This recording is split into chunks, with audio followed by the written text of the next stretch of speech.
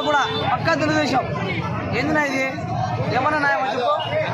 అక్కడ ఏదో అన్న క్యాంటీన్ కూడా ఇస్తున్నారు, ఆడి మీరు వాడలేవు.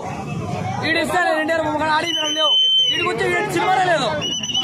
యాడిచ్చారు టికెట్లు, ఎవరికి ఇచ్చారు? సినిమా ఫ్రీ అన్నారు. ఇది అమర్జిత్ రాత్రి చిన్న కూర్చున్నాం కదా, యాడిచ్చారు టికెట్లు. రాజంపేట నియోజకవర్గ ప్రజలకు సంక్రాంతి శుభాకాంక్షలు. రాజంపేట నియోజకవర్గంలో ఆల్రెడీ తెలుగుదేశం పార్టీ అధికారంలోకి వచ్చిన విధంగా సంక్రాంతి జరుపుకోబోతున్నాం. తప్పకుండా ఈ రోజు రాజంపేటలో కాదు, రాష్ట్రంలో చంద్రబాబు నాయుడు గారు అధికారంలోకి వస్తున్నాడు. తప్పకుండా 2-3 నెలల్లో అధికారంలో కూర్చొని చంద్రబాబు నాయుడు గారు ముఖ్యమంత్రిగా రాబోతున్నాడు. రాజంపేట నియోజకవర్గంలో తప్పకుండా తెలుగుదేశం పార్టీ అద్భుతమైన మెజార్టీతో గెలవబోతుంది. అలాగే ఈ రోజు సంక్రాంతి రోజున రాజంపేట నియోజకవర్గంలో ఆల్ థియేటర్స్ ఫ్రీ అనే ప్రోగ్రాం ఎందుకు పెట్టామంటే, సంక్రాంతి తప్పకుండా పేద ప్రజలు, మనకు కావాల్సిన మిత్రులు అందరూ చాలా సంతోషంగా మూవీ చూడాలని కోరుకుంటున్నా.